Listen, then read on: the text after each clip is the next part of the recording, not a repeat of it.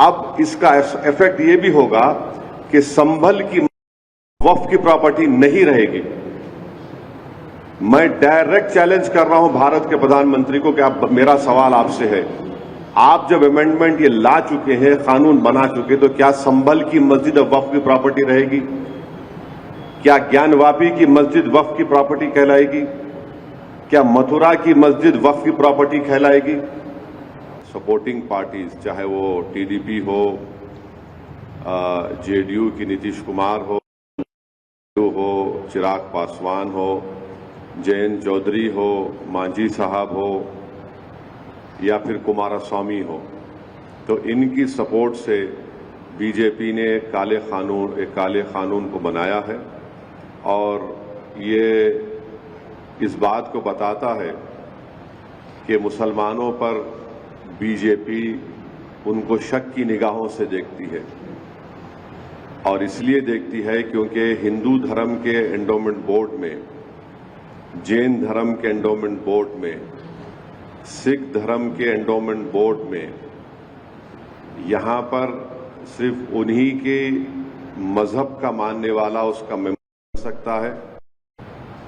इन धर्म के बोर्डों में लिमिटेशन एक्ट अप्लाई नहीं होता। इन धर्मों में बाय यूसेज वो उस धर्म की प्रॉपर्टी बन सकती है और इन धर्म के बोर्डों में दूसरे धर्म के मानने वाला भी उनको अपनी प्रॉपर्टी दे सकता है।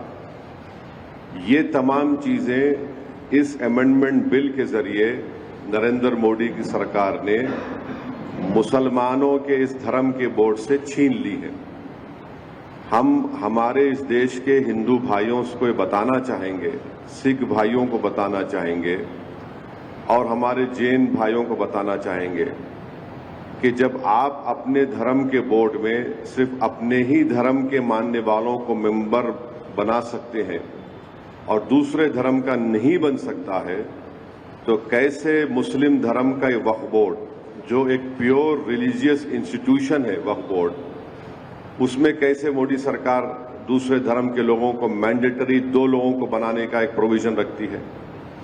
और जब आपके पास लिमिटेशन एक्ट अप्लाई नहीं होता है, जिसके जरिए से अगर हिंदू एंडोमेंट बोर्ड की प्रॉपर्टी पर, जैन धर्म की प्रॉपर्टी के ऊपर, गुरुद्वारा प्रबंधक कमेटी की प्रॉपर्टी के ऊपर अगर कोई नाजायज कब्जा करता है तो उसको आप कभी भी निकाल सकते हैं।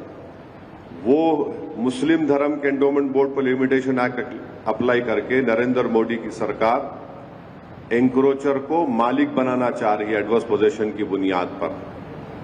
और फिर आर्टिकल 26 के तहत हर रिलीजियस डिनोमिनेशन को अपने रिलीजियस चैरिटेबल ऑर्गेनाइजेशन बनाने का इख्तियार मिलता है, उसको एडमिनिस्टर करने का इख्तियार मिलता है और मूवेबल और इमूवेबल प्रॉपर्टीज को हासिल करने का इख्तियार मिलता है।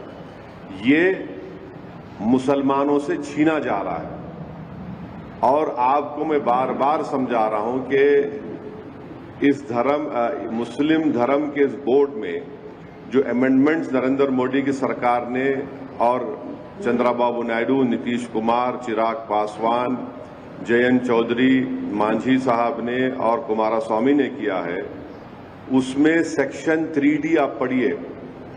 सेक्शन 3D को जब पार्लियामेंट में ये बिल डिबेट हो रहा था, उसको बुज़दिली से अमेंडमेंट को पेश किया गया और अमेंडमेंट क्या बोलता है कि जो भी मस्जिद, दरगाह, खानखा, आशुरखाने, इमाम बाड़े लॉजिकल ऑफ इंडिया